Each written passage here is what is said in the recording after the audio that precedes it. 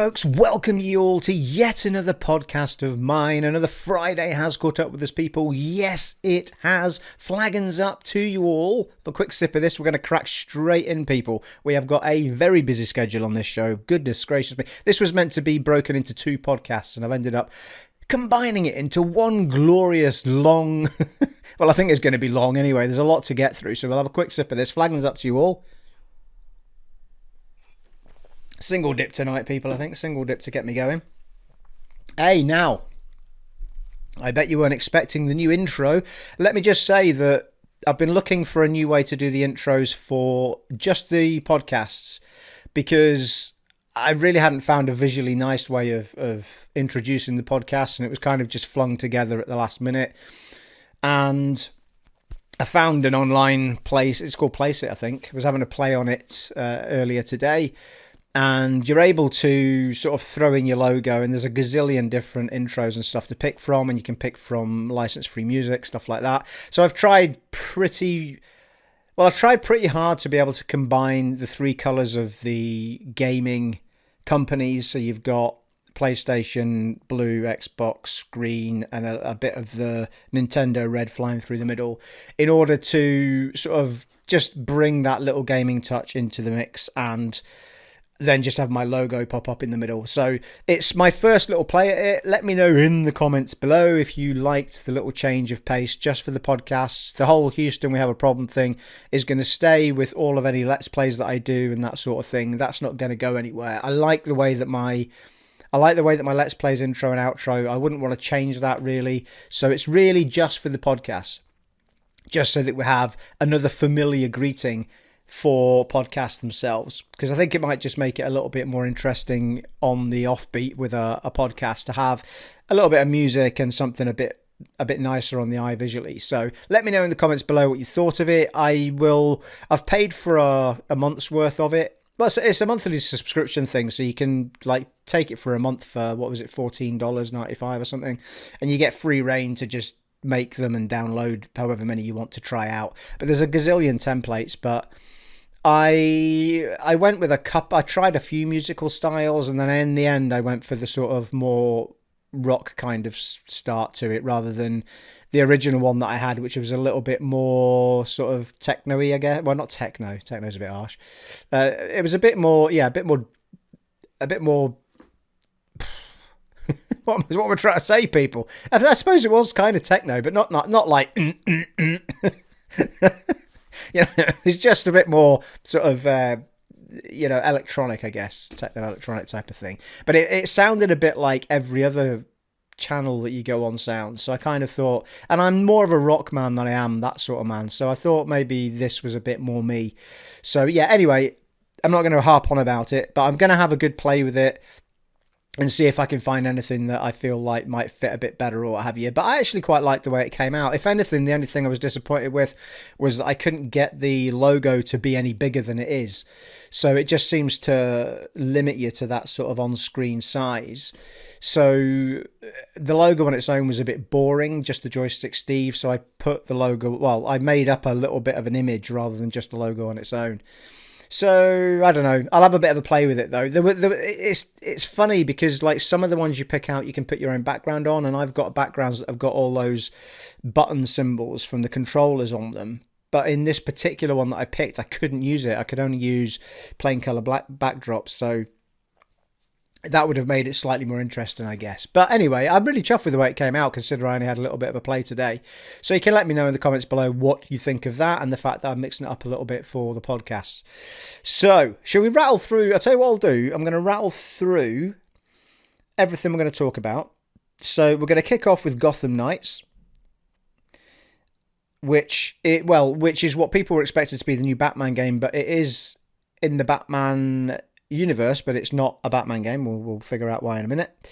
We've got Suicide Squad Kill the Justice League, which is the new game that is coming from Rocksteady, who are the people that made the Batman Arkham series. The people that made making Gotham Knights made the one game that was Origins, Batman or Arkham Origins, or whatever it was called. They made the one that wasn't from Rocksteady. They're now doing the new one. So Suicide Squad Kill the Justice League is what Rocksteady are now doing as their whole new thing. And it's been, I think, 7 years. So, it'd be interesting to see how this pans out. Interesting choice as well. We'll get into that. We've got the Lord of the Rings Gollum. We've got Halo. Well, we've got a little bit of news on Halo and what's been going on there. Infinite. And we've got this, the game that broke the internet over a few weeks called Black Myth Wukong. We'll talk about that. And we've got what was of interest to me at Gamescom opening night live. So we'll crack through that. And that was going to be a podcast of its own, but in the end, after watching it, I thought I'm kind of glad I didn't do a podcast just for that, because what I've done is just pick out the bits that I was interested in and we'll just do those. So let's crack straight in with the first topic, people, which was Gotham Knights. Now, this is the game that everybody was expecting to be a new Batman game. We knew it wasn't coming from Rocksteady, who have made the best of the Batman games, the trilogy that we all kind of love. Origins I haven't played, but a lot of people tell me it was really good. From Warner Brothers Games Montreal, and I mean Rocksteady's under the same umbrella. They're still Warner Brothers, but they've kind of passed that torch with Batman now to this other company. However, it's not a Batman game. The way that this isn't a spoiler by any means, because the whole premise of the game is that Batman has died. And in the trailer, there's a video of him at the beginning. And as always, as of last week and the week before, I will be putting up the video footages that I can find in order to explain all of these things, or help explain them. A picture says 1,000 words. Well, what does a video do? 1,000,000 words? Ooh, flagons up to you all, people. Very nice. Right, so we have a date of 2021. It's very specific, people, very specific.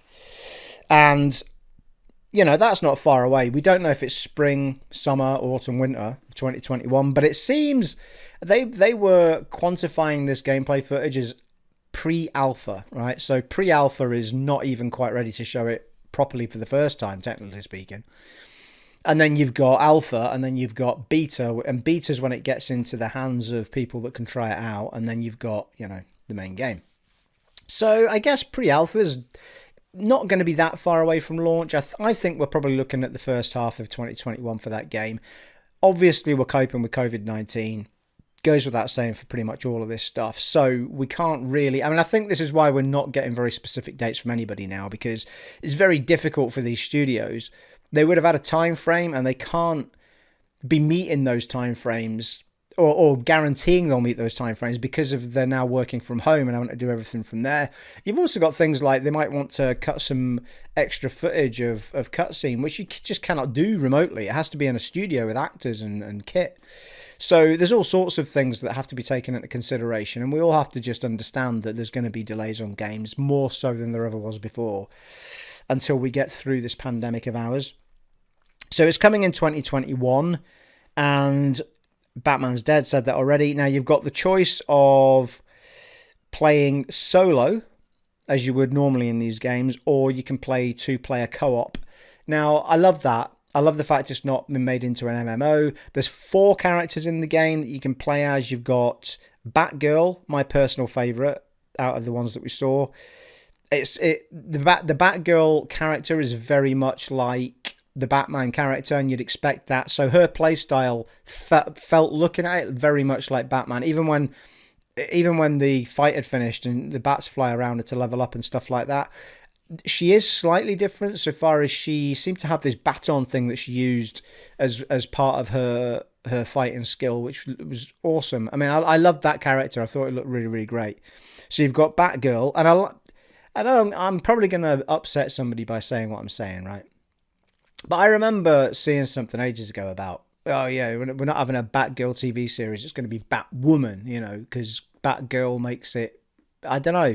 They were saying that it didn't make it as worthy or something. The Batgirl name is like outdated and stuff. And I was like, well, hang on a minute. Like, it's a bit harsh, isn't it?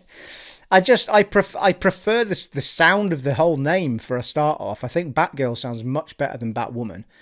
And I don't think it's derogatory in any way. Like, I mean, I suppose it's not Bat Boy, but I don't know. Like, sometimes you have to go with the name that fits better rather than what you think's politically correct in a bloody name. You know what I mean? Like, if it was that Bat Boy was politically correct, would we have Bat Boy instead of Batman? You know what I mean? So I'm glad. What I'm getting at is I'm glad that they've stuck with the comic character, which was called Batgirl, and not Batwoman. I mean, I might be getting something really confused here, but my memories of any of those comics was always Batgirl.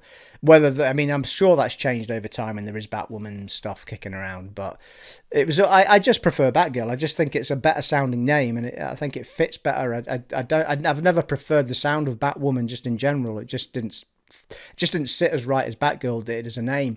So I think Batgirl.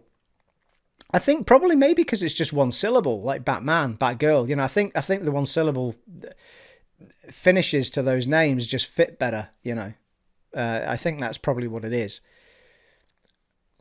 Yeah, I think that probably is what it is. Actually, now that I sit and think about it. Anyway, I'm glad that they stuck with the Batgirl name, and she slotted right in, and it looks like a really good fit, that whole character. So you've got Batgirl, you've then got Nightwing, and you've got Robin, and you've got Red Hood.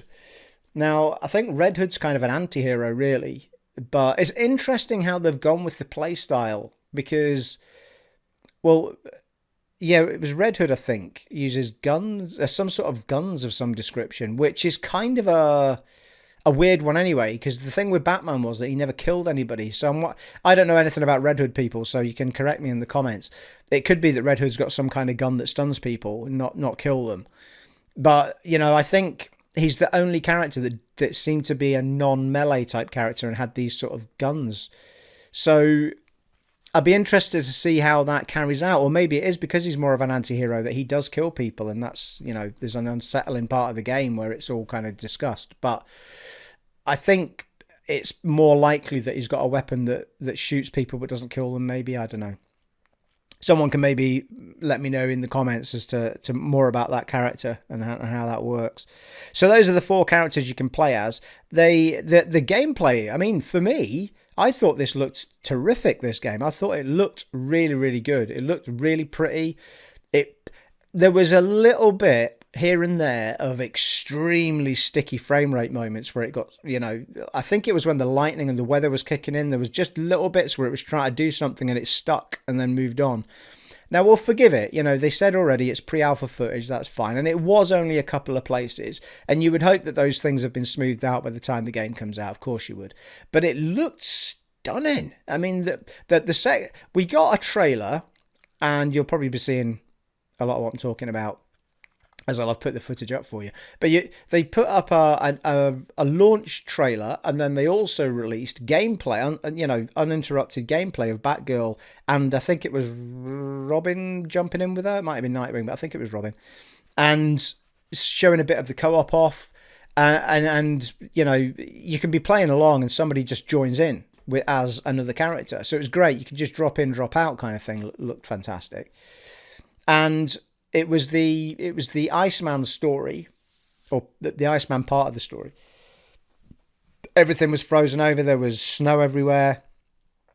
He was using his ice gun thing to, you know, create ice mountains and ice rocks and all sorts of stuff. And it looked really, really good, I have to say. And I'm really interested to see how it pans out as to whether or not it's as interesting to play as the Batman one. Now, here's the thing well, actually, before I get on to that, the only thing I didn't see any sort of investigation type stuff that was in the Batman games, which a lot of people loved. So, like the detective bits where you go looking around for clues and all that sort of stuff, we didn't see any of that shown off. So there's a few people I've seen online saying, I hope that stuff's in it, because if it's not, it's a big part of what I loved about the other game. But by the same token, you've got to understand that this company wants to put its own stamp on that franchise.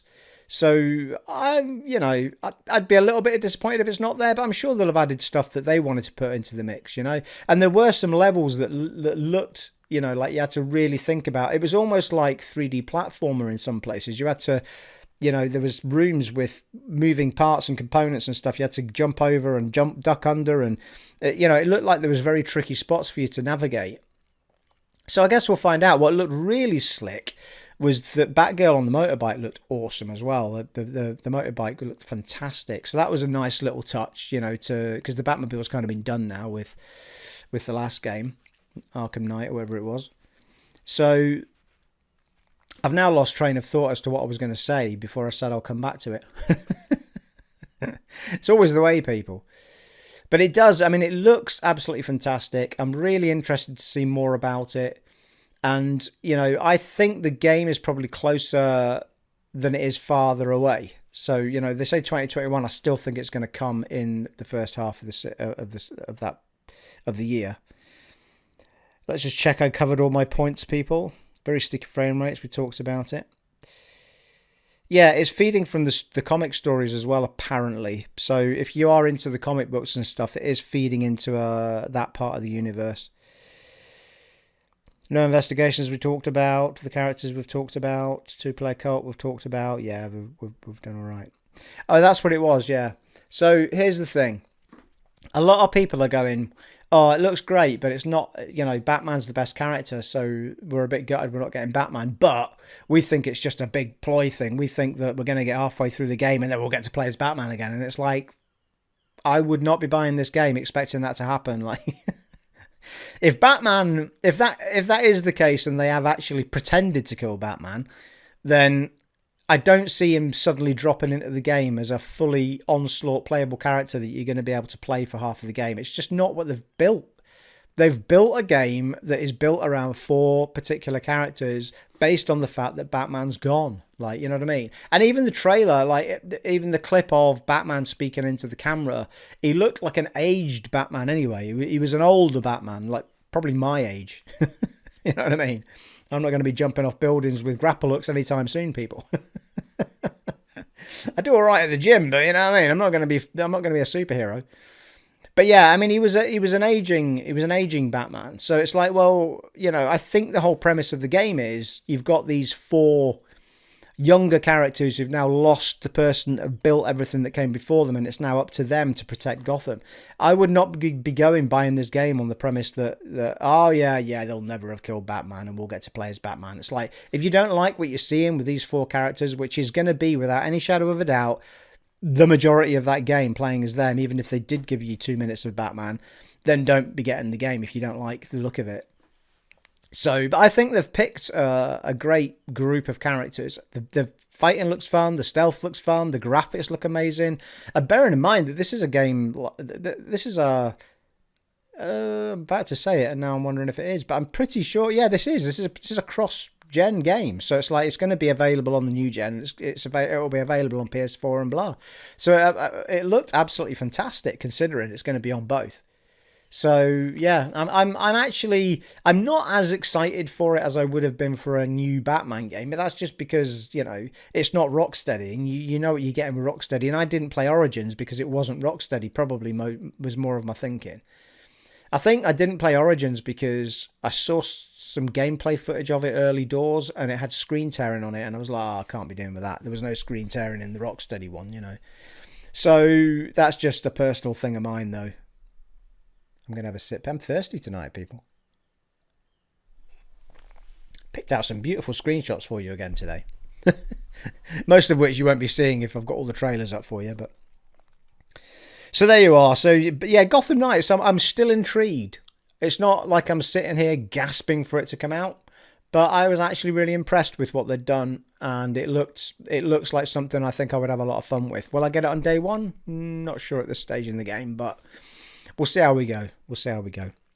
From a fighting perspective, by the way, it looks like they've gone with exactly the same mechanics that the Rocksteady crew used and that they've used in Origins. So nothing's changed on the actual mechanics of the Battlefront. And it also looked like they were switching between characters like the Batman one did. I don't know if it did that. It didn't do it in the first one, did it? Was it the second one? I think it was the second one where every now and then you got to fight with... Yeah, you did, because you got to fight with Catwoman and you were jumping between characters constantly. It was really, really cool. And you could do combo moves and stuff like that. Yeah, really, really, really cool. All of that is there, people.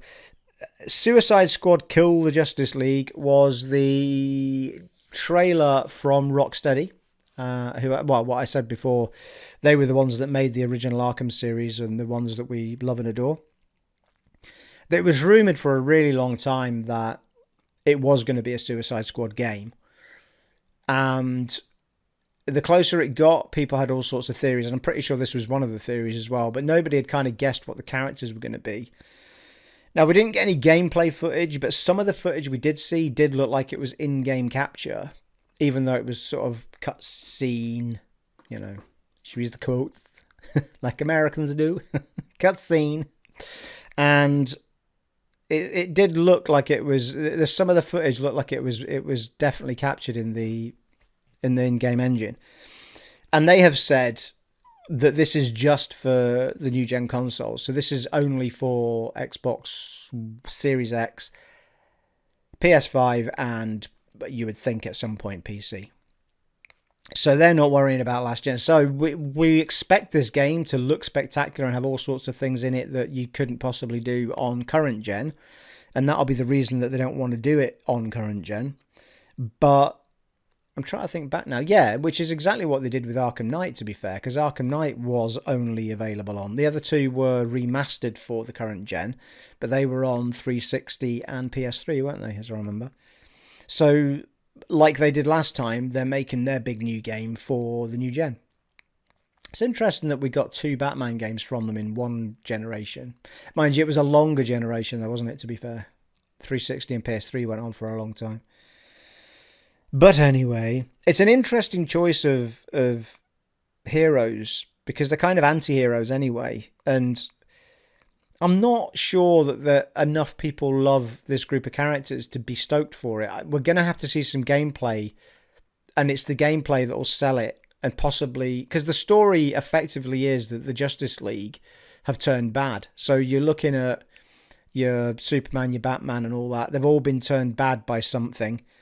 And the Justice League have to find, the Suicide Squad have to find some way of stopping them or curing them or, whatever. But, in the trailer, you see Superman doing bad stuffs, and Superman is the most uber character of all the superheroes. Like, he has just about every power going, and he's indestructible without kryptonite and stuff. So it's a big ask for anybody to be stopping that crew just for Superman alone. I mean, the movies have got, Wonder Woman and Aquaman and The Flash. So what the group of the Justice League is, whether it's the same as the movies or not, I don't know. But we need to see some gameplay footage, though. And I think it's the gameplay footage that will probably sell it or kill it. It's also 4-player co-op, which has got a lot of people worried because it's like, well, why? Because we've already got an Avengers game coming out, so we don't want an MMO. And they've made it pretty clear that it's not an MMO Avengers type game. But that begs the question as to what does 4-player co-op mean? Does it mean you can play it on your own, but you can also play it with 2, 3, 4 people? And does it mean that if you're not playing with 2, 3, 4 people, that you're forced to play with AI? So all of these questions need to be answered. And it's also described as a shooter rather than a beat 'em up. So that needs to be seen as well as to what that means. So the characters they showed off were Sharkman. Well, is it Sharkman or Shark Captain? I don't know. Shark something. He calls him Sharkman in the clip. Harley Quinn, Boomerang, Deadshot were the ones that we saw, I think. So yeah, I mean it was a great trailer, but it just didn't sell you anything so far as characters. Do you love them? Not really. And is there any gameplay for you to get your teeth stuck into? No, not at all. So we need to see more before we can pull any kind of judgment on it. It's coming out in 2022, so there's a couple of years away for that yet. 2.5 years just about. Moving swiftly on. Another odd one. The Lord of the Rings Gollum is a new game that's coming along from Daedalic Entertainment, I think they're called.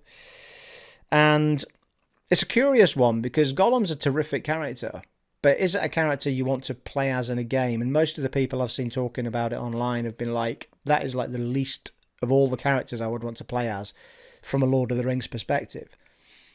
But there's a little part of me that's thinking, well, I think it might be quite a clever idea because we've already had a number of games that let you swing swords and shoot bows and, either be the characters from the film way back on the PS2 and Xbox,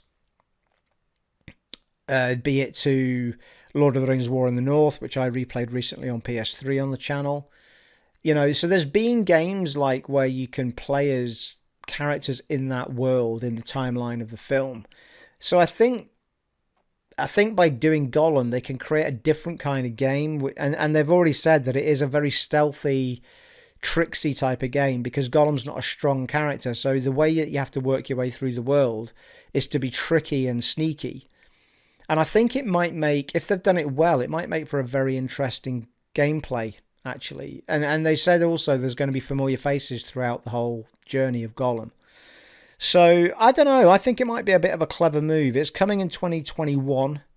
And, again, we don't know at what point. Yeah, also, the decisions he makes seems to shape the world that he's in as well, which is an interesting thing that they've said. So it'd be because the world is what it is in the end. We know what the end story is, so there's only so much you can change. But I guess it's the journey changes for him, I guess, maybe, as he works his way through the world and stuff. But I don't know, the trailer, again, there was no gameplay footage, but the actual cutscene looked amazing. And they'd kind of tweaked Gollum a bit. He looked kind of like he does in the film, but not exactly like. And I liked that. I liked the fact it wasn't an exact replica of Peter Jackson's Gollum. And I feel like it's nice to kind of disconnect from the movies a little bit, just to... I don't know. I mean, it was fine in Shadows of Mordor and stuff. Gollum pitches up. He looks like he did in the film. Well, here's another thing: is Andy Serkis doing the voice, or is it somebody else? I don't know the answer to that. I mean, it'd be great if Andy Serkis was doing it, but I just feel like it's quite nice just to have your own little twist on the character. Don't change it too much, but just have a little bit of a change here and there that makes him. He's very, very similar, but just a little tweak here and there. If anything, maybe slightly more. Cartoony is probably the wrong word, but I don't know. It's hard to do. You'll see from the trailer. I'll have put it up.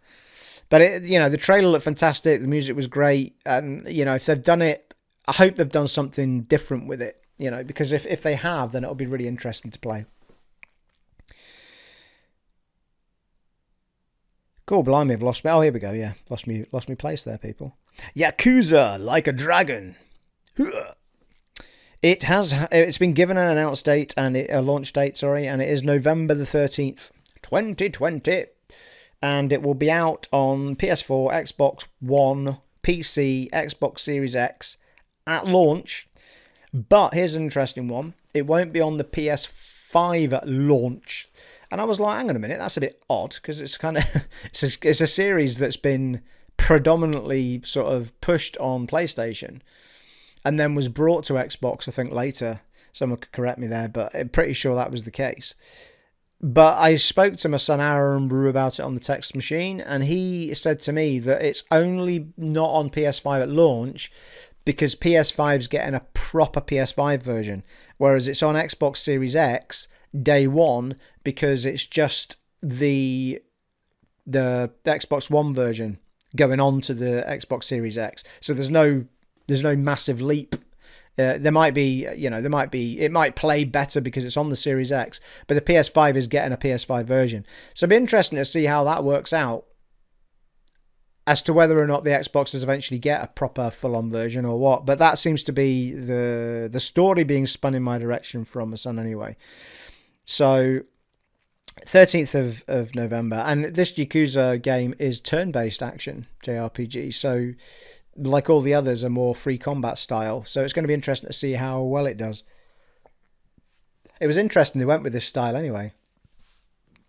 But again, you'll have seen a bit of the trailer if you're into that Japanese type thing.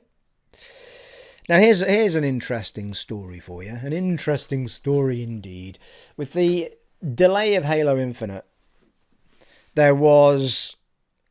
keeping track of my time this week, people, because I've put my watch on deliberately, my Fitbit, so because I used to be able to see how long the video had been going, because I used to look at the laptop where it was recording my voice. This is what the mic's plugged into, the laptop, and But now that I show you the screenshots, all I can see is the screenshots on the laptop. So I've now put my watch on. I think we've been going about half an hour. Anyway, I digress, people, as I often do. Yeah, so here's a really interesting one. So Halo Infinite got delayed. We all know that. We all know there was a bit of a backlash to it when people saw it. And there's been a whole bunch of stuff coming out the woodwork as to what they're doing to try and fix it. So it's been Halo Infinite, I'm sure you know by now, but it's been delayed until 2021. We don't know at what point in 2021. Some rumours have been coming out saying it might even be pushed to 2022. They might even dump trying to do it for the Xbox One and just make it a proper full-on next-gen game, which for me, I would personally prefer they did, and just make it everything it can be.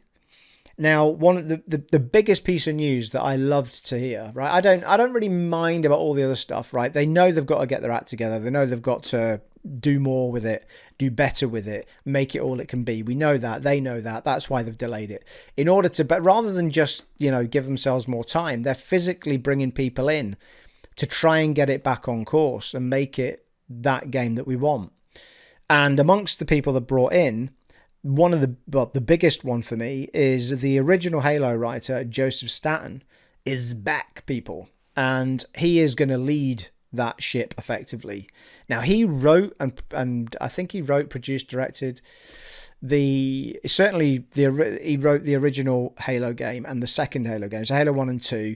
He was in, I think he shared writing in 3, and then he also wrote the Halo Reach game. So basically all the Bungie ones.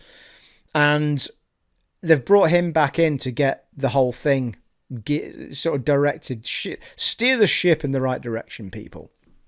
And that's fantastic news for me. I think sometimes you got to go backwards to go forwards, and that's just fantastic. Like, bringing the guy in who made the successful games in the first place is genius. Like, what more can you do? So I'm really, really stoked with that news, and I hope that with him and the other people that they've been bringing in, and these are people at the higher end to try and, steer things in the right direction and bring us the game that we all want. And I really, really kind of hope that they say, you know what, this is a next-gen game, let's make it a next-gen game. And it does kind of feel, and I don't like to say I told you so, because we all know I love Phil Spencer, he's great, but I had to disagree with him on the fact that by trying to make games be backward compliant and next-gen compliant, you are holding yourself back. There's no doubt in my mind. I said it before, I said it way before Halo was delayed, that that's not how it works. Like, you know what I mean? You are always going to be holding yourself back because you're constantly thinking about what if that work, how are we going to make it work on the old system? And it means that you can't push yourself all the way forward with all the new tech you've got, because you think, well, I can't do that because I can't bring it back the way. And, Ratchet and Clank, which we'll talk about in a bit later on, that is a prime example of it, because that game could not be made to play on any other console than next gen, because of because of what they're doing with it, which is immediately jumping through areas and levels in an instant. You can't do that. Like, every time he goes through a portal, it's effectively in a flash loading a whole other level of a game, which at the moment takes about a minute. So, it's not possible. And they also talked about the amount of things that are on screen at the given time, the amount of moving images, of moving characters and machines and things in the world just isn't possible on current gen. So it's not just about graphical fidelity. I understand that argument with graphical fidelity, because it's like, well, it'll play there, and then we just need to strip back the graphics for going back the way. But that's only graphical fidelity. That's nothing to do with what you're trying to shape and do with the game.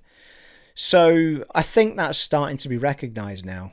I think Phil might sort of regret saying that, really, because I think when he sits and thinks about it, I think he'll understand that is the case. Like, there's not a developer on this planet that will tell you that, or someone making a big AAA title that would say to you, oh yeah, we'll make it work on, because if that was the case, all of the Xbox One games would be playing on a 360. Well, they can't. You know what I mean? It's not possible.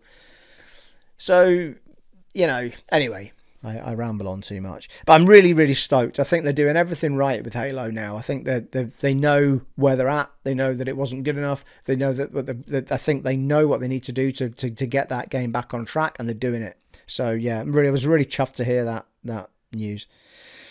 So here we are, the game that broke the internet, people. Black Myth Wukong, which is a Chinese developer, and they are a relatively new developer and a relatively small one as well. And they actually said that they released this footage in order to entice developers into their studio, because they're looking for about 20 more developers to come in and help them. And when they released the footage, the whole world just exploded into, oh my god, this looks fecking amazing.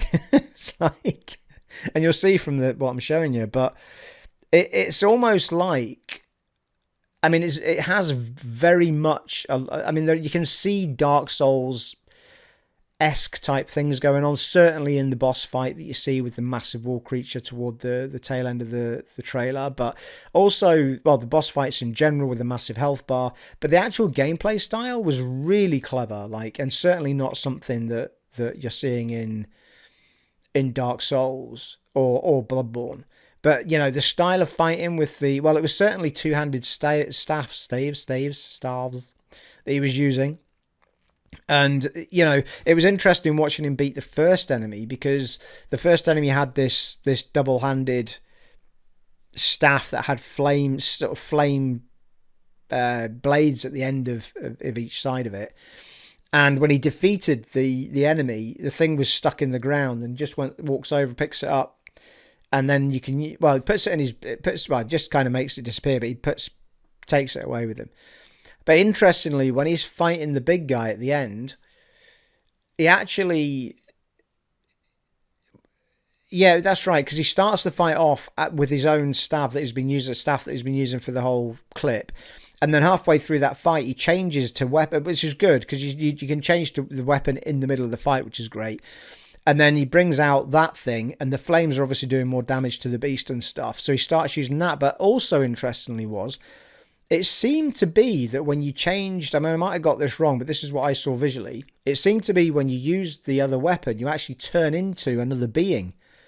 So your creature type changes from the sort of slim monkey thing that he's running around as, to either a beast type monkey that can smash the floor. There was a fight where he was fighting multiple enemies, loads of them, and he smashes the floor as this Hulk thing. And, you know, so it seemed to be that, whether that's always attached to a weapon or not, that's what I got from that. I could be wrong. Or maybe it's a beast mode you reach. But certainly when he changed to that flame staff, he turned into something that I felt looked like the guy that he'd beat earlier. So, yeah, I mean, it looks sick, people. That's a word I shouldn't use. I'm too old. But it looks sick. It looked amazing. It really did. And you'll have seen it now as I've been talking over it. But, oh my god, yeah. I mean, let me look at my notes, because I'm trying to jot loads of stuff down. It's based on the Journey to the West mythology, if you've ever heard of that. Oh, flying around as a wasp as well. Well, I think it was a wasp or some sort of flying creature anyway. But you can basically transform from the human character into this wasp or fly or whatever it was, and just fly around the world rather than just walking around, which was quite cool. How that comes into play, you know, you might need to switch in order to go to other areas and stuff like that. It'd be quite cool. Transformed into beast mode, smashing the floor. Yeah, fighting the big group of enemies. We talked about that. Oh yeah, there was a set in that big fight with the wolf guy. Well, I say a wolf guy. It was like a big furry bear wolf creature. I don't know, it was a combination of a number of things. Big white thing.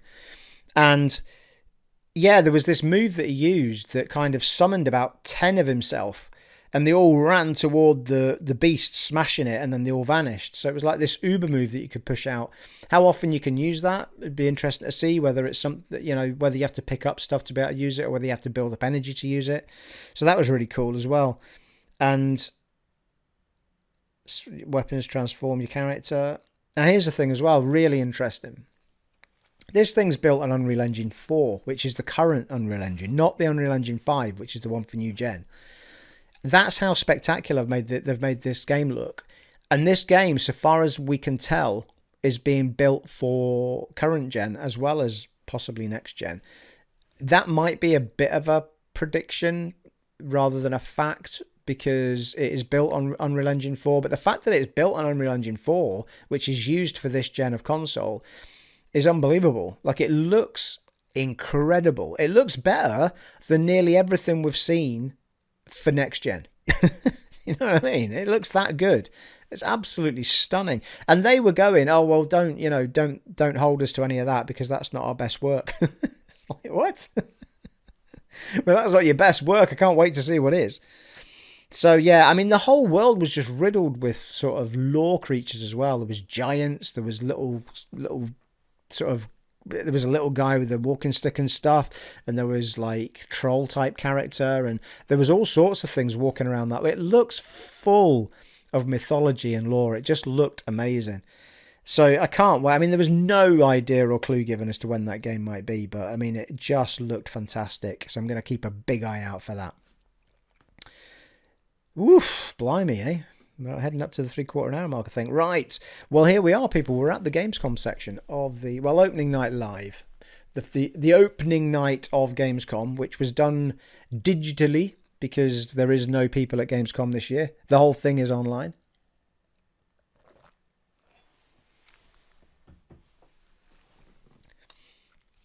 And I've picked out what I felt was the standouts for me. Because, frankly, I mean, I guess I'd do a disservice to indie games and stuff to some extent, but I just don't feel like my podcasts are worth filling up an hour worth of indie games for. I mean, I suppose I could do a podcast on indie stuff. How interested people would be, I don't know. But there was a lot of filler. There really was in the whole thing. Now, I would say this, though. It's probably the best online presentation I've seen for this whole COVID thing where everything's had to be done online. He basically presented it as if he was stood in front of a studio audience. Jeff Keighley, who's the man behind it all. And, well, he's the man behind the Game Awards, isn't he? I think. And he kind of came up with this opening night live for the Gamescom thing.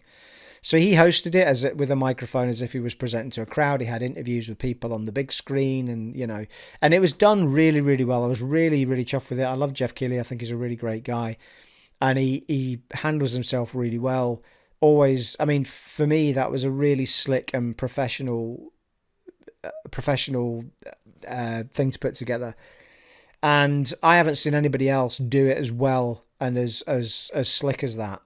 And there really wasn't, I don't think anything went wrong. I can't remember anything going wrong. There was a couple of points where the sound broke up a little bit, but, that's because everyone's online. It's just the way that it is.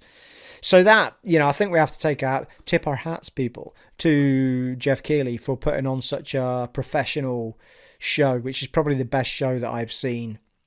Not so far as content goes, but so far as just how well it was put together and how seamless it was. I thought it was a terrific event. So, so anyway, I've pulled out the bits that stood out for me that I was quite interested in. And one will surprise you people, it will. Well, a couple of them might, to be fair. But the first thing I want to talk about is Call of Duty Black Ops Cold War, which is coming out on the 13th of November 2020. And the reason, right, that I haven't played Black Ops 2, I don't think. I think I only played Black Ops 1, which I really liked. I remember, and not multiplayer. I don't really do multiplayer, but the story campaigns in Call of Duty, some of them are just fantastic. And Call of Duty Call of Duty Black Ops was one of them. I remember a fantastic Vietnam section that I really loved. It was absolutely fantastic. And I just don't remember playing Call of Black Ops 2. I might have done, but I can't remember doing so. The last Call of Duty game I remember playing was Ghosts. But anyway, I love the fact that it's set in 1981, I think it is. I thought I wrote that down, but I haven't done. I'll tell you why. I've put it on my ONL list. I bet you any money.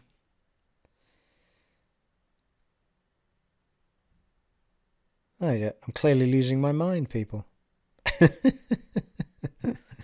There's no help from me. Oh, I have. There it is. Call of Duty Black Ops Cold War 1981. Indeed it is. Yeah. So well remembered, Stephen. So yeah, Call of Duty Black Ops is set in Cold War is set in 1981, and that era is just a terrific era. Like the 80s is just a prime place to do anything. Like the Stranger Things and stuff like that will show you that it's a period of time that people love to see stuff happening. I think probably because it's the last decade of I get what I call kind of freedom, certainly for kids and stuff. Because it was probably the last decade without well, it was the last decade without handheld devices, and when you went off to do something, you were just off doing something. It wasn't like you're off on your bike. It wasn't like your mum could call you. You know what I mean? You were just out until you went home. And I think it was the last decade where the world was not continuously connected, and I think there's something about that, and the music and the nonsense dress sense, and it was all sorts of stuff. It's just a really cool time to look back on. So for me, the fact that it's set in 1981 is a big winner. And there was certain things happening in the trailer and stuff, and then they were sat in this room, and they're all chatting around this table, and then the guy, well, you've seen it probably by now, but the guy walks in, and I thought, is this the president? And then I immediately thought, go on, tell me this is Ronald Reagan. That is so cool.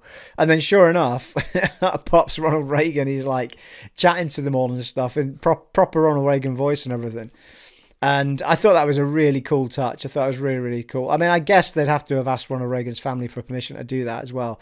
But it was fantastic. And the fact that Ronald Reagan was an actor long before he was a president of the United States of America, you gotta love Ronald, man. You know what I mean? Who didn't like Ronald? I don't think anyone disliked Ronald, did they?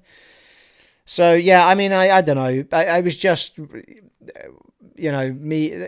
Maybe it's just me getting pulled back in time, but I loved the whole vibe of it. So it might well be the next Call of Duty game that I buy.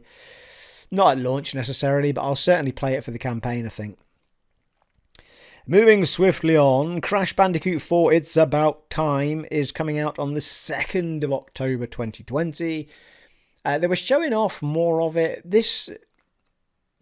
They showed off, I think it was called the Lost Tapes or the Hidden Tapes, something. It was something to do with, they were like flash sideways moments where you get to play it as a two-dimensional platformer.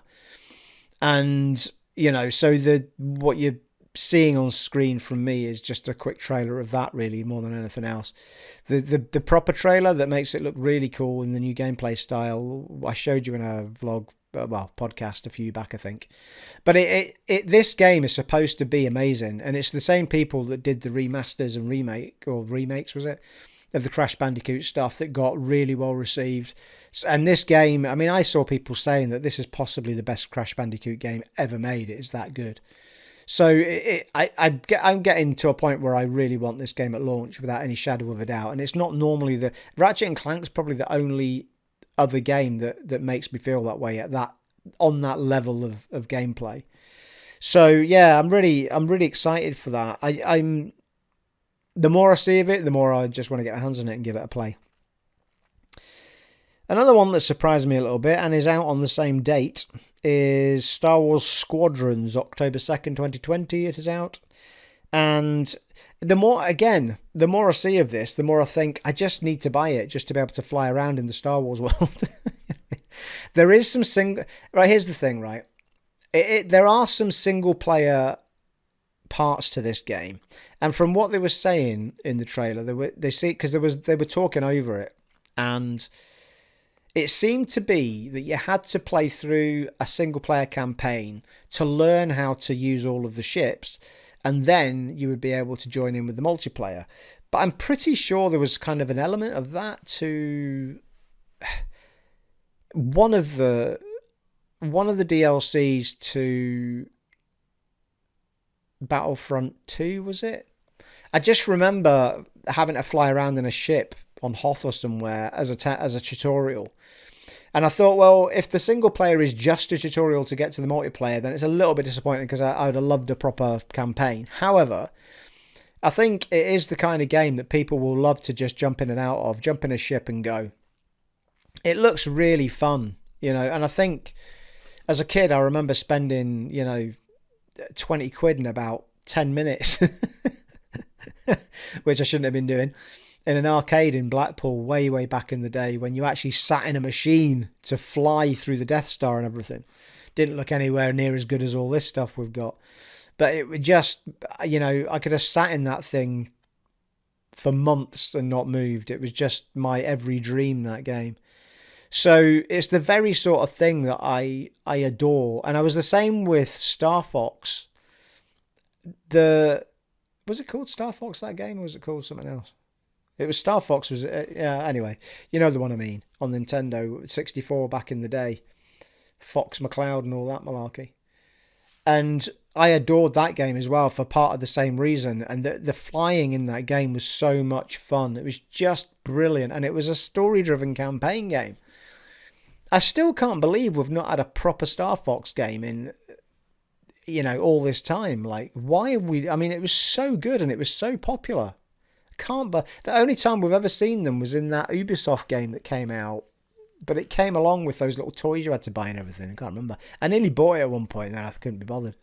But it was only a plug-in. Like, it was only if you buy it on Nintendo, you get Star Fox's characters and this little side story. But if you buy it on anything else, you don't get them. So, yeah, I mean, I'm the more I see of Squadrons, the more I think I'm going to end up buying that just as something to jump into and just fly around in the Star Wars universe. It just looks so much fun. Now, the two standouts for me were... All right, I'll tell you what, I'm going to flip this around a little bit because my last point... I'll talk about my last point first. It probably should have been before those anyway. Dragon Age 4, people, is finally being spoken about. Obviously, it probably won't be called Dragon Age 4 because 3 was called Inquisition. So Inquisition won all sorts of awards. But it was the usual early doors BioWare trailer to show you nothing of the game, but to just show you some concept art and have the people developing the game talk to you about all the things they're excited about doing. But it's just nice and great to know that we're going to get Dragon Age 4 or whatever it'll be called. But the next Dragon Age is it's in production, people, and they are on with it. We're looking at years away without any shadow of a doubt. But for me, this is a big deal for BioWare. They need a big hit, and they need one, their next game, which will be this, needs to be a big hit. Because Mass Effect Andromeda was a massive letdown to fans. Then there was all sorts of patches to that game. It never became a game that... It's always going to be the game it was, but all the bugs and stuff, I think, eventually got sorted out. But it was just not the story or game that people... characters that people wanted in that universe. Then they did the whole Anthem debacle, which just didn't land well at all. The gameplay was fun in that, but it just didn't, it didn't meet any of the expectations people wanted. So that became a massive flop. They're still on with... They have a team that's still on with that, apparently. I think that'll come out as a whole new thing, but it's still there. So they've had two major titles now flop, and they need a big win, BioWare. They really do. And they need to get the next Dragon Age right. They got the last one bob on. They need to get the next one even bobber honor. That's two real words, people. So, yeah, take all the time you need, BioWare. If it's 5 years from now, fine. But just make it all it can be, because that's the sort of game we want from you. So I was just delighted to see it. You'll have seen some images flying up throughout me talking. I put some of the concept art up that they showed. I didn't manage to get any... I'd only got a few decent images, but some of the concept art was up there. So here's the two standouts for me, right? The two standouts from the whole night were... You'll probably be surprised at one of them. Lego Star Wars The Skywalker Saga. It looks amazing. I don't play Lego games, people. It's just something I don't do. But I watched the trailer for that game and I honestly had goosebumps. It's just like every key moment of those films was being shown off, and I was like, from the original Star Wars to Hoth to, all the way to the end of Rey's story. I mean, it just looks insanely good. And I can't believe how excited I got for it. And I didn't, to be honest, I didn't even know about it at all until I saw that trailer. It's not something that was on my radar. And it was the one time in the night, until the next thing came along at the end. But the one time of the night that I got goosebumps, I was just like, oh, I have to have that game. It looks so much fun. And I know there's a lot, to be honest, I mean, I think Lego games at the moment are the only games you can get that will actually let you play through the story of a film. Like, I can't think of any other game at the moment, or franchise or company, that make games that let you play through the campaign of the film. And it's only the Lego games that seem to do it anymore. And I think that's probably why I got a buzz out of it, because it was seeing all those key moments. I know there's silly bits in those games, but just being able to see those moments is fantastic. And then the humor thrown on top. I mean, I really want to play that game, people. I really do. So yeah, I got a total buzz out of that. And I can't wait to get my hands on it. I might actually get that at launch, which is just insane to my brain, but I will. The one time I remember playing way back, trying to play, I think it was Lego Lord of the Rings something. And I didn't quite get into it. And then a long time after that, when the Force Awakens Lego game came out, I played a bit of that, and I didn't finish it, but I had a huge amount of fun in that. Like, you got to fly the Millennium Falcon, and it was just fantastic fun. It really, really was. So, I mean, I say I didn't get into the Lord of the Rings one. I did play it for a fair while, but I think in the end I just kind of tailed off into something else. But yeah, I mean, I'm super excited for that game. It just looked incredible, really, really good. And then to finalise the evening, people, the very last thing that they showed off, we did all right there, people, considering the amount of topics I had. I think we're just approaching an hour, maybe, something like that. It's not too bad. You see, if I'd broken it into 2 podcasts, you'd just have 2 half-hour podcasts. Or I would have babbled on a lot longer. I think when you know you've got a long list of things to get through, you kind of try and keep a pace. And I didn't talk about anything personal at the beginning. I know how you love to hear about my exercising and stuff and my running. So last but not least, people, Ratchet and Clank: A Rift Apart was shown off with uninterrupted footage. Well, what they did was, I'm trying to remember now in what order they did it. Yeah, they showed the footage first. That's what it was. So they basically showed the same footage that we'd seen before-ish, but more of it, and with nobody interrupting it. So it was just straight footage from what seemed to be the beginning of a section to, it actually looks like the beginning of the game, because at a point in that trailer, Clank actually says to Ratchet, "Oh, that glove you're wearing seems to do something with the rifts, so try aiming it," and then he starts pulling himself through all the rifts. So that has to be at the beginning of the game, because that's the whole concept of what's going on.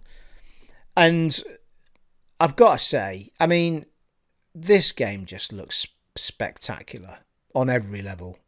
Like, the graphics themselves, the amount of things moving in the world looks incredible. The shine on everything, the reflections, the guns, the battle system, the mechanics, it's just... This has got masterpiece written all over it, this game. It really has. Like, Insomniac, they've got to be up there as... Yeah, for me, you've got to have an argument that Insomniac is as good as Naughty Dog, for me. Like, the quality of game they produce is just incredible. It really is. If you look at... I mean, all right, some of this is going to be slightly debatable, right? But if you look at Spider-Man, which I still haven't finished, because I don't know whether it was because I'm just superheroed out, which I think it was, and I will go back to that game and play it, probably on PS5, and complete it and love it. I mean, I had fun in it. I just think I was superheroed out, and I wasn't getting an experience that felt new to me, because I kind of seen it all before. Not necessarily in gameplay. Well, I suppose in gameplay, yeah. I mean, I don't know. Anyway, terrific game. I mean, the story seemed great, and flying around as Spider-Man on the webs and all that was absolutely fantastic. I mean, it was good. I just wasn't in a place where I was going to enjoy it to its fullest. So I thought I'm going to shelve it and I'll come back to it when I'm in a superhero frame of mind. And then you've got something like Sunset Overdrive, right? Which is a bizarre flip of that, because Insomniac have historically always been PlayStation, but on this gen, they kicked off the Xbox One with Sunset Overdrive. And the quality, I've got to tell you, the quality of that game, again, is amazing. Like, if you've not played that game, find some way of playing it, because it is really, really good fun. It's just an amazing platformer. It looks spectacular. It's bursting with colour. It had loads of DLC that hit it. And I think it's probably one of the most unsung games of this generation, simply because it was an early game on the Xbox One, which kind of had a really massive flop at its start. So I think, you know, if you look and then you take the history of everything they did before that with all of the other Ratchet and Clank games and stuff, the quality of game that they produce is incredibly high. It's always a 9 or a 10. Always. It's just amazing. They're just an amazing developer. They're just fantastic. And I don't know how many of them have been there since the beginning, or, you know, how much that team's changed. You know, I think a lot of what works at Naughty Dog, for example, is that there are a lot of people that have been there a long time. And I think in recent years, they've lost quite a lot of people, I think.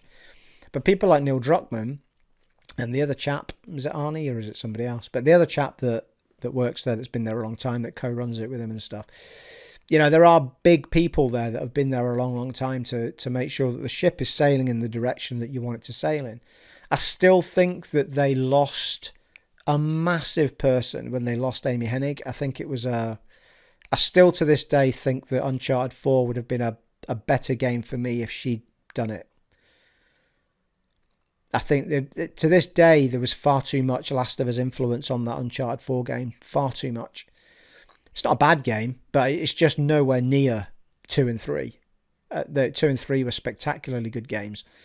3 is my personal favourite, but, you know, it flips between people as to whether 2 or 3 is the best one, whoever you ask. But it was 3 for me, but only by a very tiny margin. And the fact that there was no boss fight at the end of the game, because it baffles my brain as to why there has to be a boss fight in a game that's had no bosses in it. You know what I mean? It's like... It was like, rather than a boss fight, you had a level that was almost like a boss fight in itself, because you had to manage the level, like... but absolutely, I mean, Uncharted 4 is a great game, don't get me wrong. It just, for me, I still feel like it would have been it would have fitted into the feel of the Uncharted series better if Amy had done it, I think, for me. I don't know, now that I'm thinking about it, I don't know if Amy did 2, did she? She certainly did 3. I know Neil was involved with those games, but I don't know at what point it was, shared. Maybe it was shared in the second one, and then it was Amy that did the third one. I don't know. But anyway, I think it would have been a lot tighter. I think the areas would have been less open, and it would have been more, linear, story-driven than opening it up the way that they did. But I still mean to go back and play it a second time, because I feel like maybe I should have enjoyed it more than I did. There was great sections in it, but anyway, I digressed massively there, people. So Ratchet and Clank, A Rift Apart, it looks incredible. It really does. And for me, to wind it up, Insomniac are at that level of developer without any shadow of a doubt. One of the few franchises. I mean, they've got 2 franchises now, Spider-Man and the Ratchet and Clank franchise, that people cannot wait to get more of. And whenever you say Ratchet and Clank games coming to anybody that's ever played a Ratchet and Clank game, they get uber excited, because it's Insomniac are still doing it, and you're going to get a top quality kick-ass game from them. You just know it. I mean, the one that the remake, it was a remake that they did this gen of which one was it? It was a remake of it wasn't the first one, I can't remember now. But the one they did that was a remake this gen is just stunning, absolutely stunning. And then you look at A Rift Apart, and what's about to come, and it just looks 10 times as stunning as that. I mean, it's just incredible. And here's the big finish, people, because he actually asked them, because after the clip, Jeff Keighley had the two main guys on screen, and the final question was, when are we going to get to play this, guys? Come on. And I said, didn't I? I said this was going to be a launch title. I'm not far away. They said it is going to be released in the launch window of the PS5. All right, so that means to me, you're not going to get it day one because they want Spider-Man Miles Morales to get a bit of time. This is a guess, but I think that's what's going to happen. So you'll get Spider-Man Miles Morales for, a month? And then a month after that, we'll get Ratchet and Clank. I think that's how it's going to pan out. How many studios do you know of that can release 2 back-to-back titles like that? I know Miles Morales isn't a full-on Spider-Man game. It is almost like a DLC type game, but even still, like that's 2 massive things to be launching back-to-back. It's pretty good. So there you go. We've got factual news now that Ratchet and Clank is going to be a launch window game. So my opinion is that I think we'll get Ratchet and Clank right before Christmas. And they could, because why would you hold off? You know what I mean? Like, launch window has to mean a couple of months, surely. And for me, I can't think of a better game to be announcing right before Christmas. 2 weeks before Christmas, Ratchet and Clank comes out, and you just make an absolute bloody bomb out of it. And that game will sell PS5s. That game will sell PS5s more than Miles Morales will. My personal opinion. Because I think more kids will be into Ratchet and Clank. And Ratchet and Clank, to be fair, is a more kid-orientated game anyway than Spider-Man. Spider-Man's got an adult level to it. So I think Ratchet and Clank is an absolute winner for Christmas. Like, you've got to be trying to sell your PS5s over Christmas. I mean, it could be that they get to a point where it's like, well, we've not got enough anyway, so people won't better buy the PS5 for Christmas. But you certainly better pre-order it. Anyway, that's going to be really interesting to see how many consoles are available to us people. It really is. And I think PlayStation are saying they're going to start dishing out emails to special folk to say you can book it early on the PlayStation website, pre-order it. I don't know. It's going to be frustrating if they say, right, you can pre-order it now, and I don't get to pre-order one. But I'll be straight on for both of them. I've probably got more of a chance of getting a Series X than a PS5, though, I think. But as long as I can get one of them, I'll probably not be that bothered. And I mean, I'll pre-order both. And but if I have to wait for one of them, it's fine. But if I can get one of them. So there you are, people. I think we reached an end. We reached an end within an hour. It was just over an hour, I think. So there you are. I enjoyed that. There was a lot to get through, wasn't there, eh? So we'll see what comes of Gamescom through the week, because that was just the opening night of Gamescom. We'll see if any more big reveals come. We're going to have now. There was a rumour, Aaron Brew fired me a text earlier that apparently November 13th, was it? Is the big rumour now for the PlayStation 5, which would make some kind of sense. I think that's the week after. I think that would be the week after the Series X is rumoured. I think the Series X was rumoured for the 6th. Just going to check his text. PS5 is November 13th, yeah. So apparently, whichever sneaky place you managed to find that from. So, yeah, it's rumoured now for the November 13th launch. So I think we're looking at the first couple of weeks of November for both consoles, people. It's not far away, so they're going to have to, very, very soon, they're going to have to give us another couple of events, both of them, well, another event each, to say, here's the price, now pre-order it. Otherwise, they're not going to have any sales for Christmas. So get on with it, Sony and Microsoft. Come on now. We've only got 2 months to get your orders in, for God's sakes. And this is all to do with the fact they're standing off each other going, I'm not saying my price first, you say it first. Why don't they just phone each other up and say, look, what's a fair price for both of these things? Let's just both do it at the same price and people can pick what they want. You know what I mean? Get on with it already. Anyway, on that note, finish on a positive. Well, there you are, people. Thoroughly enjoyed that. I hope you've enjoyed this. I hope you've enjoyed the new intros. Let me know in the comments below about any of the topics I've talked about. Let me know in the comments below about what you thought of the new intro. And, you know, anything at all, people. You know how I like to talk back to you.